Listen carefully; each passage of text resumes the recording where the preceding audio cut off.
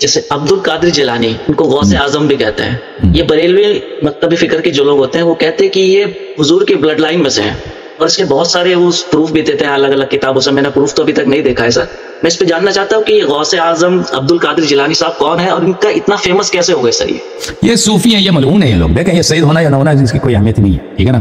سید دنیا میں بہت ہے، اور سید دنیا میں سب اچھے نہیں ہیں، یہ تو سب کو پتہ ہے.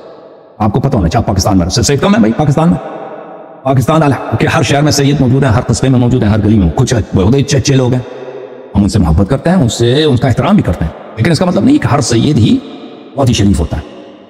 آپ دنیا کے ہر ملک میں جائیں، اس کے جیل میں کچھ سید ہوں گے، ٹھیک ہے نا، کچھ سید ہوں گے. سعودی عرب میں چاہے ہوں گے، عراق میں جائیں گے ہوں گے، ایران میں جائیں. ایران میں کتنے سادات کو پھانسی ہوا ہے، کسی کو لواط پر، کسی کو بدعت پر، کسی کو چوری پر، بہت سارے. کوئی ٹیررسٹ ہے بھائی، سید ہے ٹیررسٹ ہے آدمی، وہ خود کچھ دھماکے کراتا ہے، ٹھیک ہے نا. یہ تو بہت ہے. سید عبد القادر جیلانی یہ سید ہے. سید کیوں سے کیا ہو سید؟ وہی نبی صلی اللہ علیہ وسلم. اگر وہ بھی سیادت بھی مشکوک ہے نا بھائی، کس کی سیادت صحیح ہے اور کس کی نہیں ہے وہ بھی تو اللہ جانتا ہے بھائی، ٹھیک ہے نا. یہ تو اس طرح نہیں ہے کہ اس کے نسل جو ہے دو پشتوں کے ساتھ جا کے ملتا ہے. اس لیے تو کئی نسلوں کے بعد اس کا ادعا ہے، اس کا جو شجرہ نامہ ہے 10-15 پشت کے بعد ہے نا، تو اس میں ہیرا پھیری بھی تو بہت ہوتا ہے نا. تو عرض یہ ہے، تو یہ کوئی معیار ہے ہی نہیں ہے کہ یہ بھائی اس کی شجرہ نسب دیکھو. پھر یہ جو آپ کے جو صوفی حضرات ہیں، دیکھیں یہ اسلام میں کوئی تصوف نہیں ہے. تصوف سے کیا مراد ہے؟ تصوف یہ ہے کہ بھئی آپ ایک پیر ہوگا، اس کے پاس کچھ ایسی باتیں ہیں جو دوسروں کو نہیں پتا، وہ صرف وہ آپ کو بتا دے گا. وہ آپ اس کی مریدی کریں ہو تو وہ اعمال آپ کو بتا دے گا کہ ریاضت یہ کریں، وہ کریں، فلان کریں فلان، پھر آپ کو درجات مل جائیں گے. یہ پیغمبر صلی اللہ علیہ وسلم کے تعلیمات میں نہیں ہے، اہل بیت علیہ السلام کے تعلیمات میں یہ نہیں، بلکہ انہوں نے منع کیا کہ سفر ہے. یہ کس کے تعلیمات میں ہے؟ یہ یہود و نصارہ کے ہاں. اسلام سے پہلے یہودیوں کے ہاں، نصارہ کے ہاں راہب ہوتے تھے، وہ ان کا کام یہی تھا. وہ مثلا ان کے پاس علوم غریبہ ہوتے تھے، جادو وغیرہ کو، جنات وغیرہ سے. وہ ابھی یہودیوں کا بالکل تصوف بالکل کاپی ہے دو چیزوں کی. یہودیوں کے پاس ایک ہے، اس کو قبالہ بولتے ہیں، قبالہ. وہ بہت پاپولر ہے دنیا میں. آپ کے جتنے بڑے بڑے پیسے والے سیلیبریٹیز ہیں نا، اس میں سے بہت سارے قبالہ کے پیروکار ہیں، کیونکہ اس میں ایسے کام ہوتے ہیں، عجیب غریب کام کرتے ہیں، کرتب دکھاتے ہیں. کرتب نہیں، واقعاً وہ مثلا ان کے ہوتے ہیں کوئی خارق عادت کچھ کرتے ہیں نا، وہ جنات وغیرہ سے، وہ ان کے طلسم ہوتے ہیں، طلسمات کی وجہ سے ایسے پڑھتے ہیں ایسی چیزیں، اس کی وجہ سے بہت سارے کام ہو جاتے ہیں. تو یہ کرتب دکھا کے ہاں، تو یہ امیر لوگ، ہاں سن لینا ابھی، وہ امیر لوگوں کو کیا کرتے ہیں؟ امیر لوگوں کو یہ اس کرتب دکھا کے اس کو پسند لیتے ہیں، پھر پیسے بھی نکالتے ہیں. اور وہ قبالہ جو ہے وہ دنیا میں بہت ہی وہ یہودیوں کا تصوف ہے.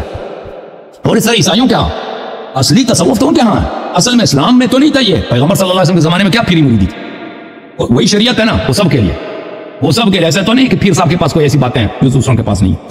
تو بہرحال یہ بعد میں بنی امیہ کے اواخر میں بالکل بنی عباس کے زمانے میں، بنی عباس کے ابتدا میں یہ امپورٹ کیا گیا، یہ لایا گیا عالم اسلام میں. بہت سارے عیسائی جو بظاہر مسلمان ہوئے نا، اور یہودی جو مسلمان ہوئے، وہ اپنے افکار کو انہوں نے نہیں چھوڑا، کیونکہ ان کے بڑے بڑے علماء ہوتے تھے، ان کو بہت ساری باتیں پتہ تھی نا، پرانے ان کے جو افکار تھے، طریقہ کار تھے، اسی کو انہوں نے اسلام کا روپ دیا. اور تصوف ایک ایسی چیز ہے بھائی، یہ کبھی اسلام کے روپ میں ظاہر ہوتا ہے، کبھی تشیع کے روپ میں، کبھی سنی کے روپ میں، کبھی ہندو کے روپ میں. اب آپ کے جو صوفی حضرات ہیں، یہ دیکھیں، ہندو ان کو بہت پسند کرتے ہیں. صوفی جو ہستیاں ہیں نا بڑے بڑے، ہندو ان کو پسند کرتے ہیں، کیونکہ یہ ایسنس میں ایک ہی چیز ہے. ایسنس میں یہ ہندوازم اور تصوف ہے، اس میں فرق ہی نہیں، صرف لبادہ اسلام کا ہے. وہ کسی بھی اور تصوف کے اکابر کے کتب میں نے پڑھا کہ سب دین صحیح ہے، سب دین صحیح ہے. تم چاہے اللہ جانتا ہے، میں نے خمینی صاحب کی کتب میں وغیرہ یہ واضح لکھتے ہیں کہ تم چاہے بدھ کے سامنے سجدہ کرو یا مسجد میں جاؤ، ایک ہی اللہ کے سامنے سے ایک ہی ہے. مسجد اور بت خانہ ایک ہی ہے. یہ ظاہر میں یہ کہتے ہیں ظاہر ہی صحیح ہے. یہ شریعت ان کے لیے ایک کیا ہے، ایک اس کو ظاہر بولتے ہیں. یہ ایک لبادہ ہے جو اس کو کبھی آپ نکال بھی سکتے ہیں، کسی اور شریعت میں بھی جا سکتے. اصل چیز تو اور چیز ہے نا، اور چیز کو مانتے ہیں. حقیقت وہ اس کو حقیقت بولتے ہیں. تو تصوف میرے بھائی عرض یہ ہے کہ یہ تصوف امپورٹ کیا گیا. اور یہ اہل بیت علیہ پیغمبر کے زمانے میں، صلی اللہ علیہ وسلم کے زمانے میں یہ نہیں تھا. لذا ان کے حدیث میں آپ کو نہیں ملے گا کہ انہوں نے صوفیوں کو لعنت کی ہو یا مسلمانوں کو منع کیا ہو. لیکن اطہار علیہ السلام کے زمانے میں یہ آ چکا تھا، اور بڑے بڑے صوفی ہوتے تھے. انہوں نے اپنی شیعوں کو بہت سختی سے منع فرمایا، ان کے پاس نہ جاؤ. تو یہ عبد القادر جیلانی اور جیسے لوگ بہت زیادہ ہیں، اور ان سے کرامات منسوب کرتے ہیں وغیرہ وغیرہ. تو ان کا یہ جو چیز ہے نا، تو میں نہیں کہتا کسی کے پاس کرامت نہیں ہوتا، اگر کوئی انسان دیکھے، لیکن یہ تصوف سے اس کا کوئی ربط نہیں. جو بھی شخص اللہ کا خوف کرے، حلال بجا لائے، حرام سے دور رہے، واجبات بجا لائے، مستحبات پہ عمل کرے، ہو سکتا ہے کہ اس سے کرام وہ اللہ کا قریب بن جاتا ہے. تصوف اس کا راستہ نہیں ہے. کوئی صوفی اس کا تصوف اور چیز ہے بھائی.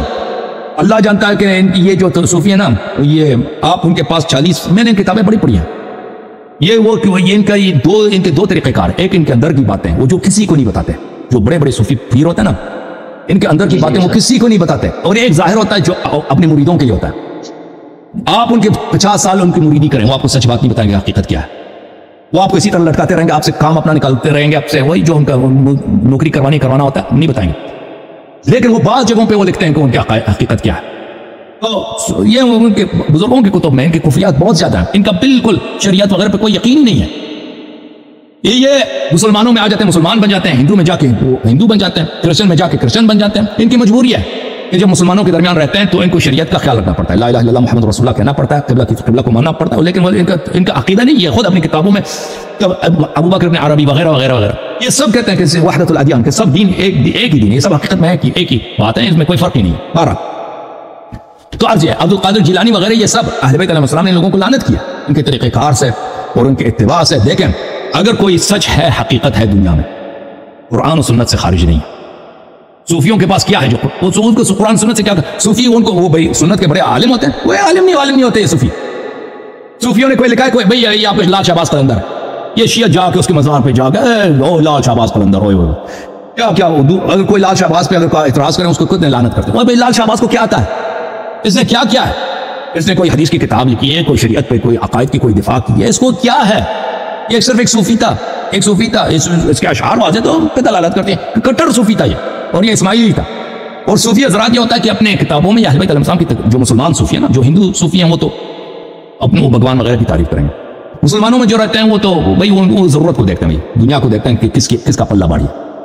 اگر ان کی منفعت اس میں ہو کہ ابوبکر عمر کی شان میں منقبت لکھیں وہ لکھ دیں گے بھائی اس کی شان میں بڑے لمبے، اور اگر ان کو یہ پڑ جائے کہ بھائی یہاں پہ شیعہ زیادہ ہیں تو وہ اہل بیت علیہ السلام کی منقبت میں کچھ اشعار لکھیں گے۔ تو یہ محبت کا اظہار جو ہوتا ہے یہ تشیع کی دلیل نہیں ہوتی، ہدایت کی دلیل۔